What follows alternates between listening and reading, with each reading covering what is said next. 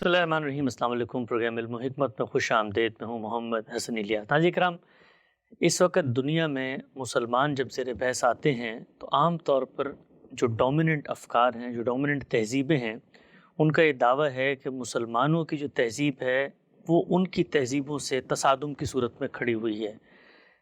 Civilisation کے آپس کے اس تصادم میں اور مخاصمت کے حوالے سے غامدی صاحب کا نقطہ نظر کیا ہے؟ کیا مسلمانوں کی اپنی کوئی تہذیب بھی ہے؟ اور ان معاملات میں جہاں کہیں نزاع ہمیں نظر آتا ہے کہ ہم عالمی سطح پر پاکی تہذیبوں سے کوئی موافقت کا رویے بھی پیدا کر سکتے ہیں؟ اسلامی تہذیب کیا ہے، اس کے بنیادی عناصر کیا ہیں، یہ سب کو ہم زیر بحث لائیں گے۔ اس مسابقے کے ساتھ تشریف فرمائیں جناب جاوید احمد غامدی صاحب۔ السلام علیکم غامدی صاحب۔ وعلیکم السلام۔ ہم سے بہت شکریہ آپ کے وقت کا۔ میں آغاز کرنا چاہوں گا خود آپ ہی کے لکھے ہوئے ایک مضمون کے کچھ پہلو آپ کی خدمت میں پیش کر کے، جس میں آپ بتاتے ہیں کہ اسلامی تہذیب جو ہے وہ کیا ہے۔ آپ لکھتے ہیں کہ نبی صلی اللہ علیہ وسلم کی بعثت کے بعد جو تہذیب دنیا میں پیدا ہوئی اس کی بنیادی قدر عبودیت تھی۔ اس کے معنی یہ تھے کہ معاشرہ خدا پر ایمان اور اس کے ساتھ بندگی کے تعلق کو محور و مرکز کی حیثیت دیتا اور زندگی کے تمام معاملات کو اسی محور سے متعلق کرتا ہے۔ آزادی اس میں بھی ایک بڑی قدر تھی، لیکن وہ بندگی سے آزادی نہیں تھی۔ اس تہذیب کے اخلاقی تصورات میں کوئی ابہام نہ تھا، وہ خدا کے الہام سے تصویب حاصل کرتے تھے۔ اس کے شاعر، ادیب، فلسفی، حکیم، سائنسدان اور ارباب سیاست سب اس معاملے میں بالکل واضح تھے اور اپنے نتائج فکر بالعموم اسی حوالے سے پیش کرتے تھے۔ چنانچہ اس سے جو تہذیبی روایت قائم ہوئی اور کم و بیش 1000 سال تک مسلمانوں کے اجتماعی وجود کا احاطہ کی رہی، اس کے پھر کچھ بنیادی عناصر ہیں جو آپ بیان کرتے ہیں۔ پہلا سوال آپ کی خدمت میں یہ ہے، جب ہم کہتے ہیں کہ دین خدا کا ہے اور آدم علیہ السلام سے لے کر ساتھ آپ صلی اللہ علیہ وسلم تک ایک ہی دین تھا جو اسلام تھا، جو جاری و ساری ہے، تہذیب بالعموم قوموں کی معاملات سے، ان کے تعامل سے، ان کے کلچر سے، ان کے عرف عادات سے پیدا ہوتی ہے، تو مذہبی ہدایت کو تہذیبی روایت کے ارد گرد ہم کیسے پابند کر سکتے ہیں؟ اس کا مذہبی روایت سے تعلق نہیں ہے، اس کا تعلق اس چیز سے ہے کہ انسان کن کن پہلوؤں سے اپنی زندگی کے امور انجام دیتا ہے۔ ٹھیک، وہ عقلی بھی ہیں، وہ اخلاقی بھی ہیں۔ پھر اخلاقی معاملات اس کی سیاست، معیشت، معاشرت پر اثر انداز ہوتے ہیں۔ وہ چونکہ ایک عقلی وجود ہے تو یہ نہیں ہو سکتا کہ جو کچھ وہ کرے، جن چیزوں کو اختیار کرے، جن کو چھوڑے، ان کے پیچھے کوئی فلسفہ اور کوئی حکمت نہ ہو۔ وہ اس فلسفے اور حکمت کو وجود پذیر بھی کرتا ہے، وہ اس میں ایک متصادم یا متناقض کیفیت کا شعور بھی رکھتا ہے۔ یہی وجہ ہے کہ بڑے بڑے فلسفی، بڑے بڑے حکیم پیدا ہوتے ہیں تو وہ انسان کا بحیثیت انسان کا دنیا میں مقصد، انسانوں کا باہمی تعامل، ان سب چیزوں پر بحث کرتے ہیں۔ اس سے فکر پیدا ہوتا ہے، فکر عمل پر اثر انداز ہوتا ہے، پھر عمل مختلف عوامل کے ساتھ مل کر تہذیبی روایت بنا دیتا ہے۔ تہذیبی روایت جب فکر و عمل کے اس امتزاج سے بنتی ہے تو اگر کسی قوم نے یا کسی گروہ نے کسی مذہب کو اختیار کر لیا ہے تو وہ بھی اس کے فکر پر اثر انداز ہوگا۔ یعنی مذہب آخر کچھ اقدار طے کرے گا، کچھ اخلاقی اصول متعین کرے گا، کچھ اہداف اس کو بتائے گا۔ اگر لوگ اس کو قبول کر لیتے ہیں اور دل کی گہرائیوں سے قبول کر لیتے ہیں تو وہ کسی چیز کو چھوڑیں گے اور کسی چیز کو اپنائیں گے۔ یہ تو اس کا لازمی نتیجہ ہے۔ جب وہ کسی چیز کو چھوڑیں گے اور کسی کو اپنائیں گے تو اس کا اثر ان کے عمل پر بھی ہوگا، ان کے رسوم پر بھی ہوگا، ان کی روایات پر بھی ہوگا، ان کے رہن سہن پر بھی ہوگا۔ وہ کیا چیز ہے جو انہوں نے اختیار کی یا اپنائی، کیا چیز ہے جس کو چھوڑا ہے، وہ جہاں جہاں تک اثر انداز ہو سکتی ہے وہ انسانوں کے فکر و عمل پر اثر انداز ہو جائے گی، اور اس سے جو تہذیبی روایت بنے گی وہ بھی بعض اوقات جزیات میں اور بعض اوقات اصول تک میں مختلف ہوگی۔ تو جب وہ اصول میں بھی مختلف ہو جائے یا اپنے بنیادی عناصر میں مختلف ہو جائے تو اس سے جو فرق واقع ہوتا ہے وہ یہ نہیں ہے کہ اب لوگ دست و گریباں ہو جائیں گے۔ نہیں، دنیا کے اندر مختلف تہذیبیں، مختلف روایات، مختلف مذاہب امن کے ساتھ رہ سکتے ہیں۔ اپنے اپنے حدود میں وہ اپنے طریقے پر زندگی بسر کر سکتے ہیں. ان کے درمیان قومی بین الاقوامی ہر طرح کے معاملات ہو سکتے ہیں. تصادم کی بنیادیں تو الگ سے تلاش کرنی پڑیں گی. وہ کسی مذہب میں بھی ہو سکتی ہیں، وہ کسی فکر میں بھی ہو سکتی ہیں، اور وہ کسی سیاسی عمل میں بھی ہو سکتی ہیں. تصادم کی بنیادیں لازمی طور پر کسی تہذیبی روایت کے فرق سے نہیں پیدا ہو جاتی. یعنی تصادم کا مطلب اگر یہ ہے کہ میں آپ سے مختلف طریقے سے سوچتا ہوں، میرے بنیادی اقدار آپ سے مختلف ہیں، میں بعض چیزوں میں مختلف زاویہ نظر رکھتا ہوں، تو یہ تو ہم سب کو قبول کرنا پڑے گا، اس لیے کہ دنیا اللہ تعالیٰ نے اسی اصول پر بنائی ہے. یہ اس طریقے سے تو نہیں بنائی کہ میں علمبردار بن کے اٹھ کھڑا ہوں، آپ اٹھ کھڑے ہوں، اور پھر ہم اپنا اپنا نقطہ نظر دوسروں پر مسلط کر ڈالیں. یہ تو اسی اصول پر بنی ہے کہ اللہ تعالیٰ نے دنیا میں انسانوں کو آزادی دی ہے. یہ آزادی ارادے کی ہے، یہ اختیار کی ہے، یہ فکر کی ہے، یہ عمل کی ہے. جب یہ آزادی موجود ہے اور اس درجے میں موجود ہے کہ اس کائنات کا پروردگار یہ اعلان کر رہا ہے کہ لا اکراہ فی الدین، میں نے دین کے معاملے میں کوئی جبر روا نہیں رکھا، بس یہ بتا دیا ہے کہ یہ رشد ہے اور یہ گمراہی ہے، یہ رشد ہے اور یہ دلالت ہے، یہ بتا دیا ہے. تو یہ بتا دیا ہے تو کیا بتایا ہے؟ یہ رشد ہے. رشد ہے تو اس کا مطلب ہے یہ قابل اختیار ہے. یہ گمراہی یا ضلالت ہے تو اس کا مطلب یہ ہے یہ قابل ترک ہے. تو یہ فکر کی سطح پر تو گفتگو ہوگی، اقدار کی سطح پر بھی ہوگی. میں اپنی اقدار کو زیادہ بہتر قرار دوں گا، آپ اپنی اقدار کو زیادہ بہتر قرار دیں گے. ان میں ہو سکتا ہے کہ کوئی بحث مباحثے کی نوبت بھی آ جائے، یا بعض معاملات کرنے میں اقدار میں تصادم بھی ہو جائے. لیکن کیا وہ تصادم اس حد تک ہوگا کہ ہم ایک دوسرے کے خلاف تلوار اٹھا لیں گے، ایک دوسرے کو مارنے کے لیے نکل کھڑے ہوں گے، ایک دوسرے کا وجود دنیا سے مٹا دینے کے لیے کھڑے ہو جائیں گے؟ یہ ایک الگ بحث ہے. یہ تو ہر تہذیب کے اندر دیکھنا پڑے گا. ہو سکتا ہے کسی تہذیب میں یہ عناصر ہوں. اس وقت جو دنیا میں تہذیب غلبہ پائے ہوئے ہے، ایک زمانے میں اس کا نقطہ نظر بھی یہ تھا کہ ہم تو دنیا کی مختلف قوموں کے پاس لیے جا رہے ہیں تاکہ ان کو اپنی اس تہذیبی روایت کی تربیت دیں، اور جس جہالت میں وہ گرے ہوئے وہاں سے ان کو نکالیں. تو ظاہر ہے کہ یہ ایک جارحانہ طرز عمل ہے. یہ طرز عمل موضوع بحث بن سکتا ہے، لیکن جو کچھ بھی اس وقت دنیا میں تہذیبیں موجود ہیں، اگر آپ غور کر کے دیکھیں تو کچھ تہذیبیں مشرق بعید کی ہیں، کچھ تہذیبیں وہ ہیں کہ جن کے اثرات آپ کو ایشیا کے شمالی علاقوں میں جیسے چین وغیرہ میں نظر آتے ہیں. مغربی تہذیب اپنی ایک بڑی غیر معمولی شناخت رکھتی ہے. تو یہ جتنی تہذیبی روایتیں بھی اس وقت دنیا میں موجود ہیں، یہ انسانوں کی روایتیں ہیں. ان میں سے ہر ایک پر مذہب اگر کوئی ہے کسی کا تو وہ بھی اثر انداز ہوا ہے. کوئی فلسفی بڑے پیدا ہوئے ہیں تو انہوں نے جن چیزوں کی تنقیح کر کے کچھ تصورات لوگوں سے منوا لیے ہیں وہ بھی اثر انداز ہوئے ہیں. تو انسان ایک فکری وجود ہے، ایک نفسیاتی وجود ہے، ایک عقلی وجود ہے، ایک اخلاقی وجود ہے. یہ ساری چیزیں اس پر اثر انداز ہوتی ہیں. اس سے تصادم کا لفظ جب بولا جاتا ہے تو ایک غلط تاثر ہوتا ہے، جس کا علاج بعض لوگ یہ سوچنے لگ جاتے ہیں کہ اب ساری دنیا کو ایک کر دیا جائے. وہ اللہ تعالیٰ اگر چاہتے تو کر دیتے، وہ خالق تھے، انسانوں کے بس کی چیز نہیں. ٹھیک. اچھا خان صاحب، یہ بتائیے گا، جب ہم کہتے ہیں کہ مسلمانوں کو ایک نظریہ، ایک آدرش، ایک لائف کنڈکٹ دین کی صورت میں دیا گیا، وہ اس کو اب اپنائیں گے، اس سے ان کے کچھ برتنے کے تعامل کے طریقے پیدا ہوں گے، تو یہ بھی تو ہو سکتا ہے کہ اب مسلمان بالفرض اگر عرب کے اندر ہیں تو عربوں کی اپنی بھی تو ایک علاقائی تہذیب ہے، اپنا ایک پس منظر ہے، اپنے عرف ہیں، اپنے عادات ہیں، اپنے کلچرل نارمز ہیں.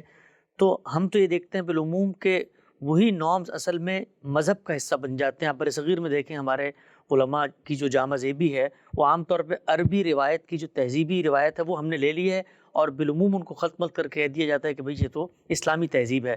سوال آپ کی خدمت میں یہ ہے کہ اسلام تو مختلف علاقوں میں آئے گا، اور جس بھی علاقے میں آئے گا اس کی اپنی بھی کلچر، اپنی بھی تہذیب ہوگی، تو جو آدرش اسلام دے رہا ہے اس کے ساتھ بلینڈ ہو کے ایک نئی تہذیب پیدا ہوگی وہاں پہ کیا؟ ایسا ہی ہوگا، ہر جگہ ہوگا. یعنی پہلے سے موجود تہذیبی روایتیں ہوں گی، ان کے سوچنے کے طریقے ہوں گے، ان کے رہن سہن کے آداب ہوں گے. اب کہاں تک مذہب اثر انداز ہوا ہے یہ ایک الگ بحث ہے، لیکن ہو تو جائے گا، بہت سی چیزوں پہ ہو جائے گا. اسی وجہ سے میرے جس مضمون کا آپ نے حوالہ دیا ہے اس میں میں نے اس چیز کو الگ کر کے دکھایا ہے. یعنی یہ بتایا ہے کہ عربوں کی بھی ایک ثقافت اور تہذیب ہے، عجم کی بھی ایک ثقافت اور تہذیب ہے، بر صغیر کے لوگوں کی بھی ایک ثقافت، ایک تہذیب ہے۔ ہم لوگوں نے بہت عرصہ تک مشرق بعید میں قیام کیا ہے، وہاں کی بھی کچھ روایات ہیں، کچھ تہذیب ہے، وہاں کے کچھ مراسم ہیں، لوگوں کے رہن سہن کے اپنے انداز اور آداب ہیں۔ یہ فرق دنیا میں رہے گا۔ اسلام نے آ کر یا مذہب نے آ کر، ظاہر ہے کہ جب میں مذہب بولتا ہوں تو اس کا مطلب ہے اللہ کا دین اسلام۔ اسلام نے آ کر کیا تہذیبی روایت پر کوئی بنیادی فرق ڈالا ہے؟ میرا جواب یہ ہے کہ یقیناً ڈالا ہے۔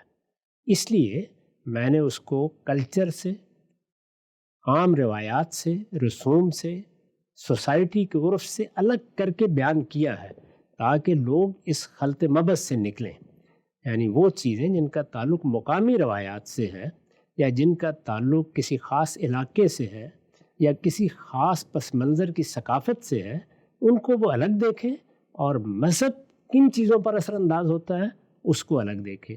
تو اس مضمون کا عنوان اسی وجہ سے عرب تہذیب نہیں ہے، عجمی تہذیب نہیں ہے، ہندی تہذیب نہیں ہے، اس کا عنوان ہے اسلامی تہذیب۔ یعنی یہ سب لوگ، خواہ وہ عرب میں ہیں، عجم میں ہیں، اپنی اپنی تہذیبی روایت میں، اپنے کلچر میں، اپنے رسوم میں زندگی بسر کر رہے ہیں، کریں گے، اور نئے نئے لوگ بھی داخل ہوتے رہیں گے۔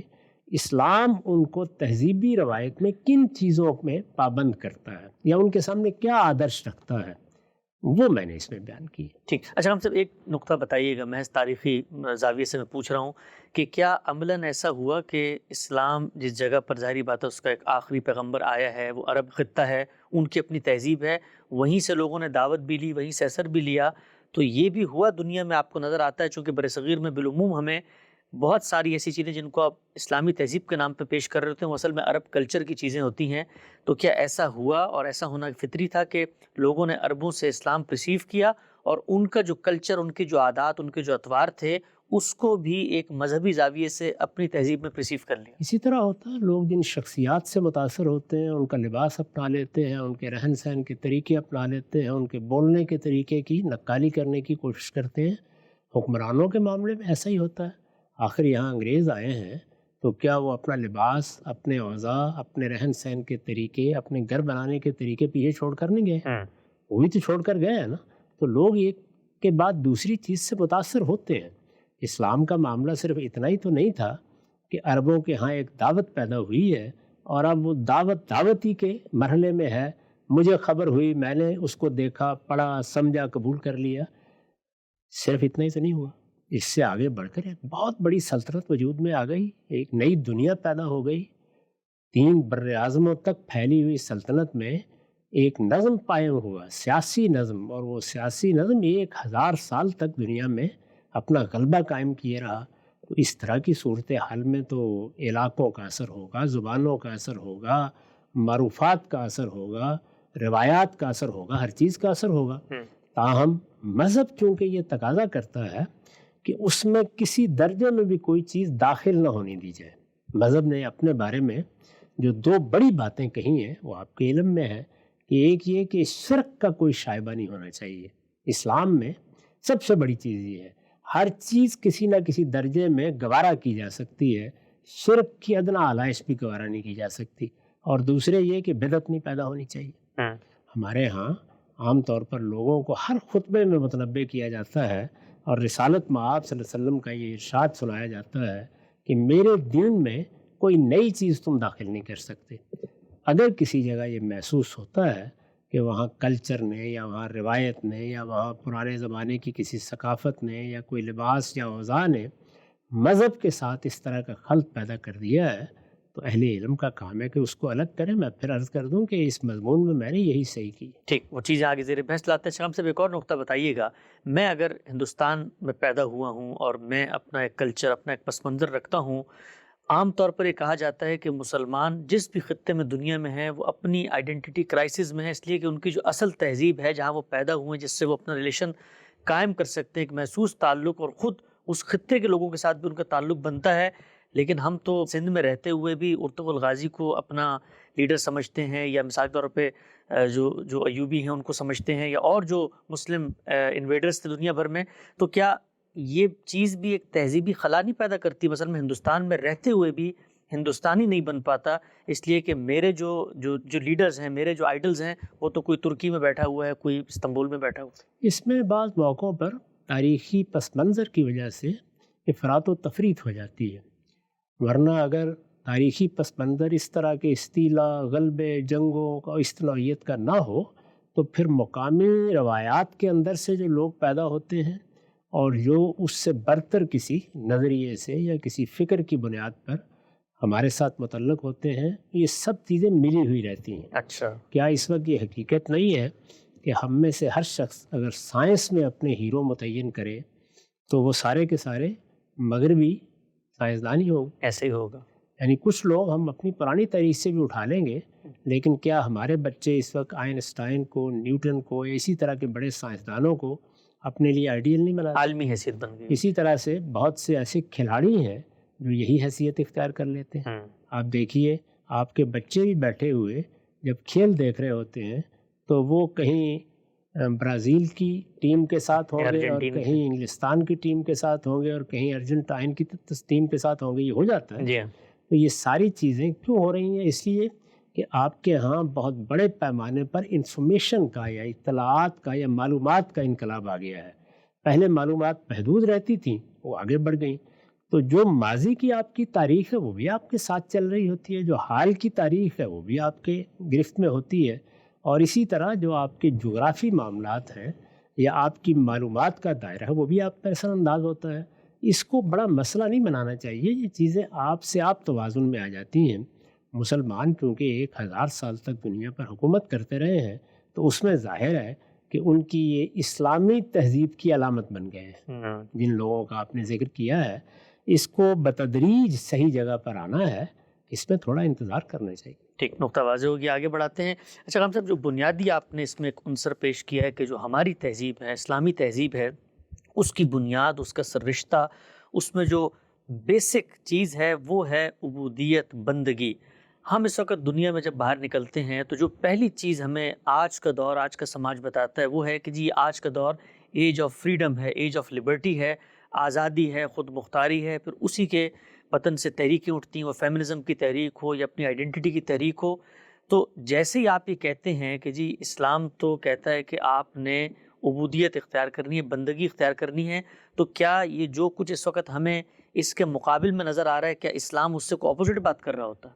اس میں شبہ نہیں ہے کہ یہ بات بڑی مختلف ہے۔ دیکھیے، ایک نقطہ نظر یہ ہے کہ زندگی اسی کائنات سے شروع ہوئی ہے، ٹھیک، یہی کائنات ہماری خالق بھی ہے۔ یہ بات کہ کوئی اس کا بھی خالق ہے، یہ بعد میں دیکھا جائے گا۔ ہمیں تو دنیا میں جینا ہے تو یہاں ہمارے سیاسی، معاشرتی، تہذیبی مسائل ہیں، ان کو سامنے رکھ کر ہم نے دیکھنا ہے کہ ہماری بنیادی قدر کیا ہونی چاہیے۔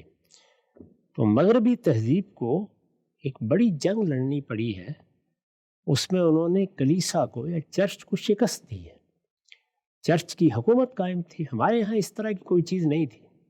یعنی ہمارے ہاں تو مذہبی علماء ہوتے ہیں، ان کا ایک رد عمل بھی ہوتا ہے، وہ اپنی ایک بات بھی کہتے ہیں، لیکن کوئی باقاعدہ نوعیت کا نظم نہیں تھا کہ جو لوگوں پر مقدمے قائم کریں اور ان کو اپنی عدالتوں میں بلائے اور ان کو کوئی کام کرنے یا نہ کرنے پر سزا دے یا جزا دے۔ یہ ہمارے یہاں اس کا کوئی تصور نہیں تھا۔ اس وجہ سے یہاں وہ صورتحال سمجھنے میں ذرا دقت ہوتی ہے۔ ایک بڑی جدوجہد ہوئی، اس بڑی جدوجہد میں لوگ مرے ہیں، بہت کچھ خون بہا ہے، اس میں فلسفیوں نے کردار ادا کیا ہے، حکماء نے کردار ادا کیا ہے۔ انہوں نے بہت مشکل سے یہ چیز پھر اپنے معاشرے میں رائج کی ہے کہ انسان کی آزادی پر حرف نہیں آنا چاہیے۔ ہمارے ہاں بھی آزادی اقدار میں سے ایک بڑی قدر ہے۔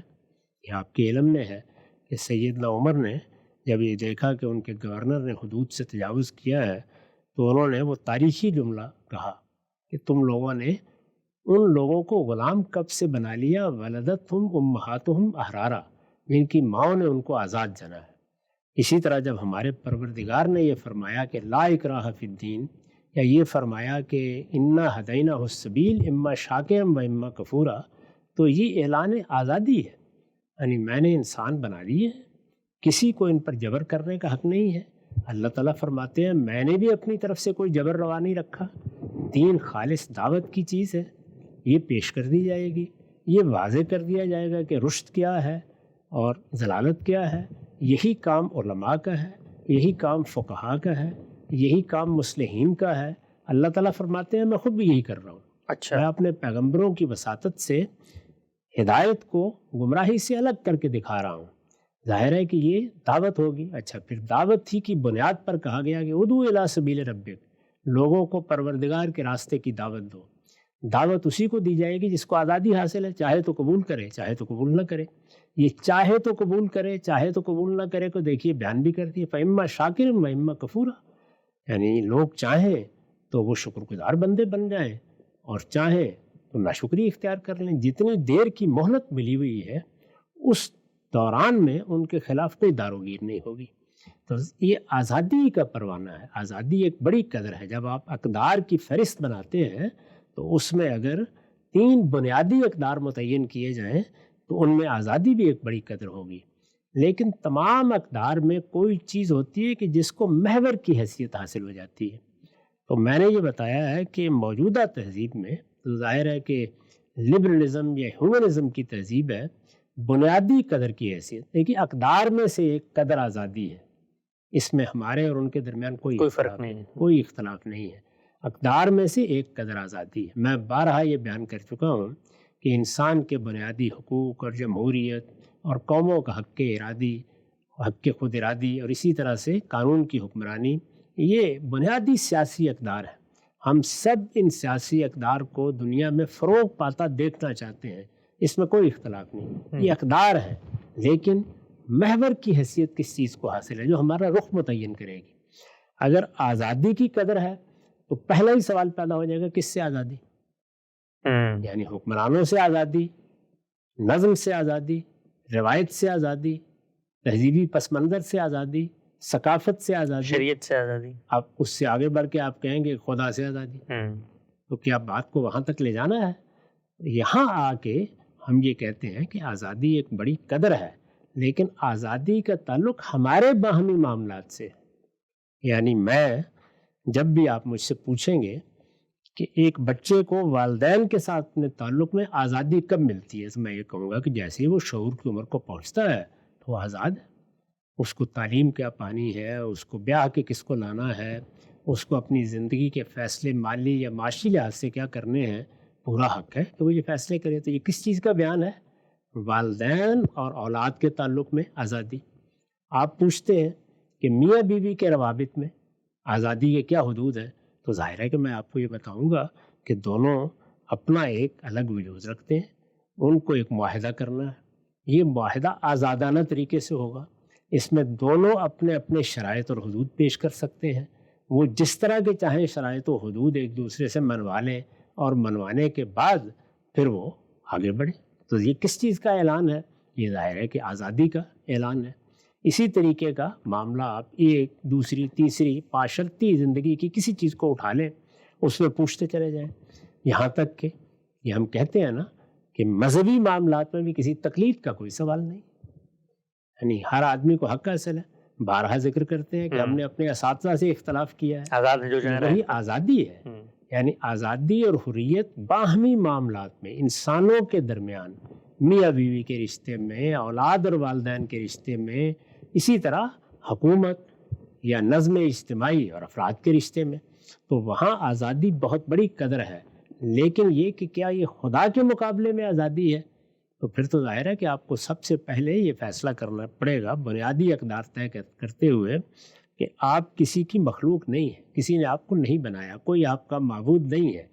تو ہم مسلمانوں کی تو بنیاد ہی یہی ہے، یعنی ہمارے دین کی دعوت ہی یہی ہے کہ لوگوں تم ایک پروردگار کی مخلوق ہو، اس نے تم کو خلق کیا ہے اور وہ اس عالم سے ماورا ایک علیم و حکیم ہستی ہے۔ تو یہ جیسے ہی آپ یہ مان لیتے ہیں تو پھر آپ کی بنیادی قدر آزادی نہیں ہو سکتی۔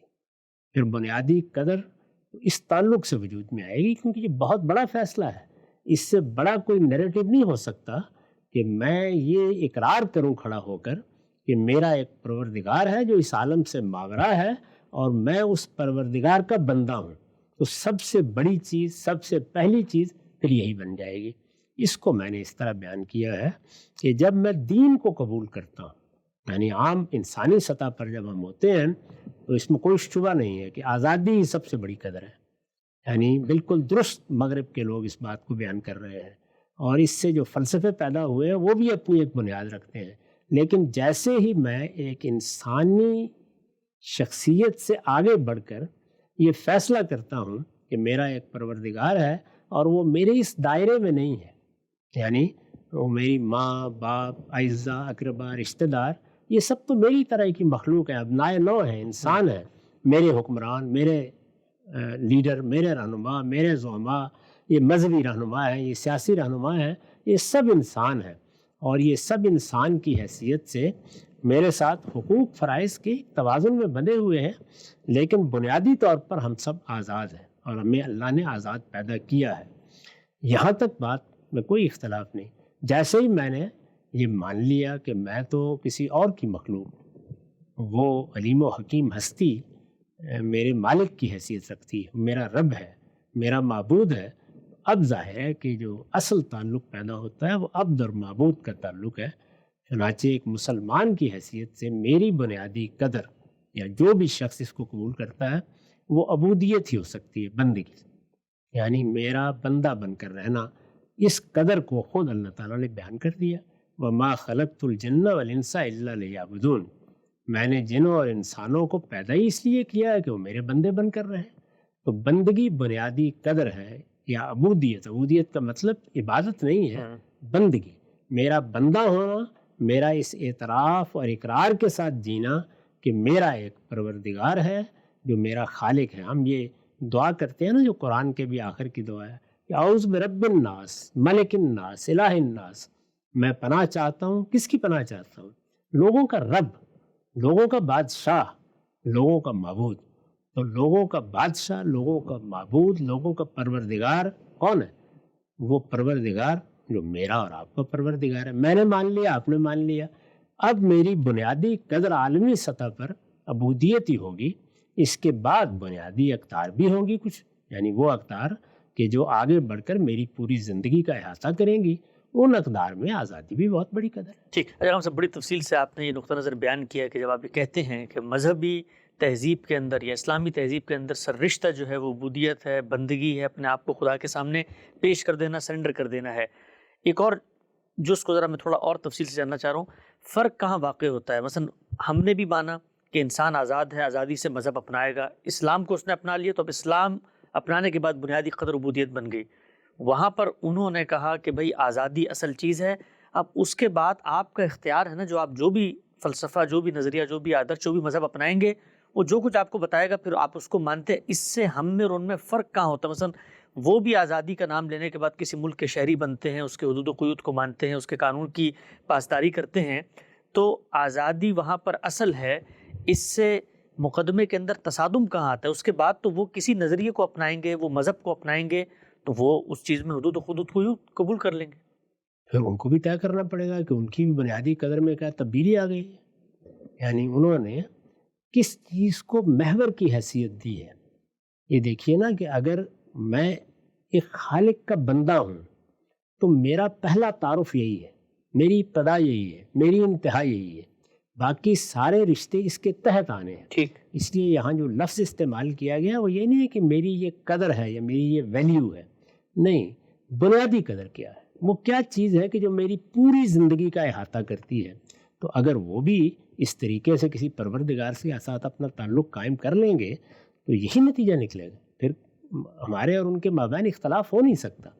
صورتحال یہ ہے کہ ان کے ہاں مذہب کو اس دائرے میں مداخلت کا حق نہیں دیا جاتا. اچھا. جس میں آپ کو زندگی بسر کرنی ہے. یعنی زندگی بسر کرنے کا ایک دائرہ ہے نا، باہمی تعامل کا دائرہ ہے. یہ مجھے کاروبار کرنا ہے، یہ مجھے لوگوں کے ساتھ معاملات کرنے ہیں، مجھے حکومت کا نظم قائم کرنا ہے. اس طرح کے سارے روابط میں مذہب اس طرح زیر بحث نہیں آتا، وہ حوالہ نہیں بنتا. جب وہ حوالہ بنے گا تو پھر کیا ہوگا؟ پھر ظاہر ہے کہ میں آزادی آپ سے تو مانگوں گا، حکمران سے بھی مانگوں گا. میں کسی نظم کے معاملے میں بھی یہ چاہوں گا کہ میرے بنیادی حقوق میں کوئی مداخلت نہ ہو، لیکن یہ دیکھوں گا کہ میرے رب نے تو کوئی پابندی نہیں لگائی مجھ پر. تو پروردگار کی طرف سے جو پابندی لگائی جائے گی میرے اوپر، اس کو تو مجھے بندے کی حیثیت سے قبول کرنا ہے، قبول بھی کرنا ہے اور اپنے ابنائے نو کو اس کی دعوت بھی دینی ہے۔ یہ آپ جانتے ہیں کہ ہمارے ہاں جن جلیل القدر اہل علم نے دور حاضر میں دعوت اٹھائی ہے، انہوں نے بالعموم اسی تعبیر کو اختیار کیا ہے کہ ہم آپ کو اللہ کی بندگی کی دعوت دیتے ہیں، اور ہمارے دین کی دعوت حقیقت میں ہے بھی یہی۔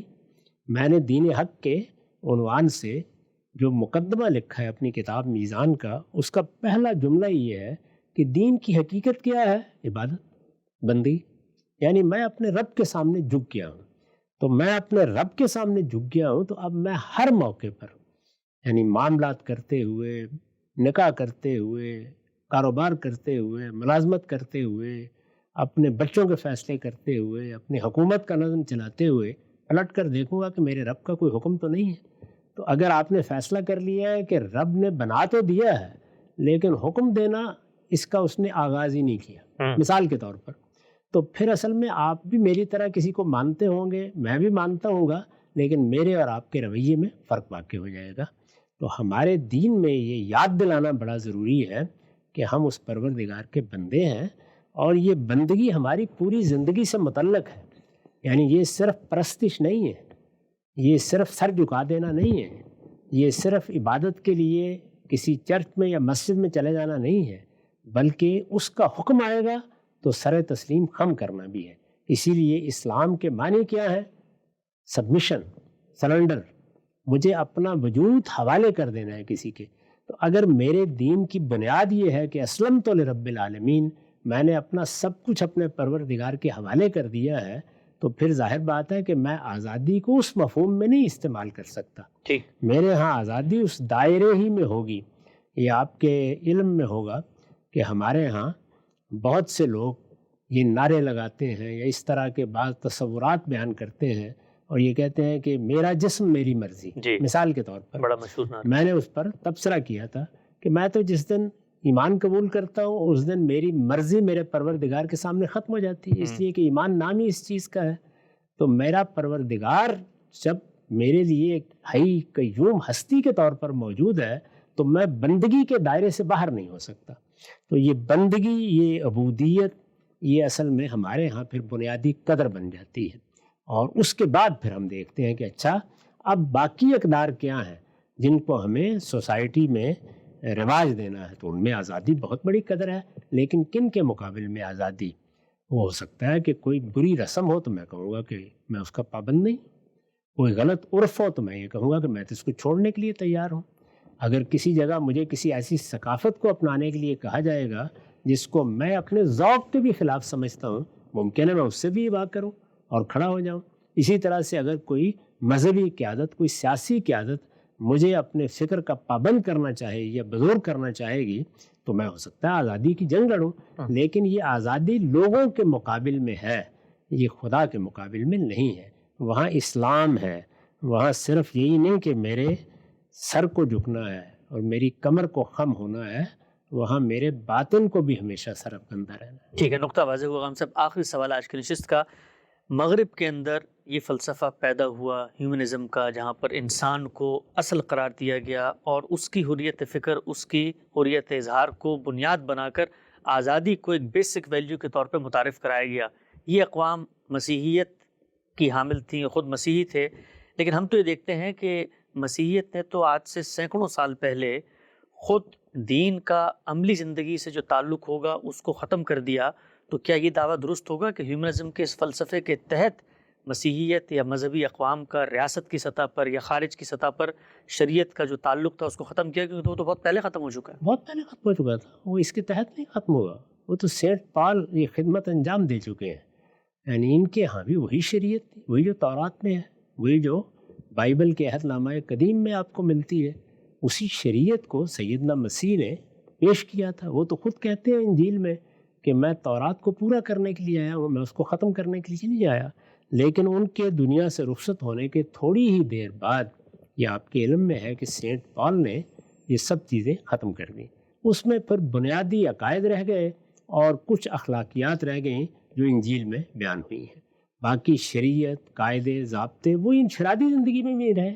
یہاں تک دیکھیے نا کہ دین میں جو تطہیر بدن کی لازمی ہدایات ہیں وہ بھی ختم ہو گئی، تطہیر خورونوش کے لیے جو چیزیں لازم کی گئی ہیں وہ بھی ختم ہو گئی، اور اسی طرح سے اخلاقی اقدار تو بڑی حد تک باقی رہے، لیکن وہ اخلاقی اقدار جب ایک نظم میں ڈھالی جاتی ہیں اور اس سے کچھ رسوم، روایات اور قوانین وجود میں آتے ہیں جسے شریعت کہتے ہیں، وہ بھی ختم ہو گئی۔ تو اس کے بعد اصل میں یہ مان لینے کے باوجود کہ میں ایک مذہب کو ماننے والا ہوں، میری جو آزادی ہے اس پر حرف نہیں آتا کوئی۔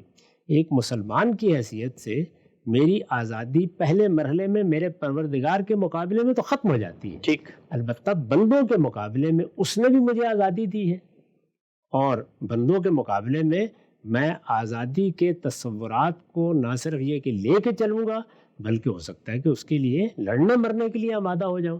یہ ساری چیزیں ہوں گی، لیکن میری آزادی اور میرا ہر قول و فعل بہرحال بندگی کے اس محور کے ساتھ جڑا ہوا ہونا چاہیے، ورنہ پھر میں کسی کو نہیں مانتا۔ ٹھیک، آپ سے بھی کہا جا سکتا ہے کہ جس وقت آپ دین کا یہ تعلق خود ختم کر دیتے ہیں کہ اس کی شریعت ہوگی، وہ متعلق ہوگی فرد کی ہر حیثیت میں، چاہے وہ فرد ہو، حکمران ہو، بادشاہ ہو، جب آپ ختم کر دیتے ہیں تو پھر اس کا لازمی منطقی نتیجہ ہی یہ نکلتا ہے کہ ہیومنزم کا فلسفہ پیدا ہو اور پھر آپ سب چیزوں سے آزاد ہو اس جائیں۔ میں کوئی شک نہیں ہے، وہاں بنیادی قدر وہی بننی چاہیے۔ یعنی جب آپ نے یہ طے کر لیا کہ پروردگار بنانے والا ہے، لیکن یہ کہ اب میرے ساتھ اس کا کوئی تعلق نہیں ہے، اس کے مجھ سے کوئی مطالبات بھی نہیں ہے، کوئی دعا کرنی ہے کر لوں گا، کچھ مانگنا ہے مانگ لوں گا، لیکن اب وہ میری زندگی کے ساتھ اس طرح کا کوئی فعال تعلق نہیں رکھتا، تو اس کا پھر لازمی نتیجہ یہ ہے کہ انسان ہی کو محور بننا چاہیے۔ انسان دنیا میں محور ہی ہے، انسان ہی ہے کہ جس کے لیے یہ سب کچھ ہم کرتے ہیں، ایجادات ہو رہی ہیں، سہولتیں پیدا کی جا رہی ہیں، نظم بنائے جا رہے ہیں، اسی طرح کی جتنے اقدامات ہیں انسانوں ہی کے لیے ہوتے ہیں۔ تو اگر آپ اس زمین پر کھڑے ہو کر دیکھیں تو ہمارے اور کسی دوسری تہذیب کے درمیان اس میں کیا اختلاف ہے کہ انسانوں کی بہبود، انسانوں کی فلاح، انسانوں کی سربلندی، انسانوں کی بہتری، انسانوں کی سہولتیں، یہ ہماری جدوجہد کا مرکز ہونی چاہیے۔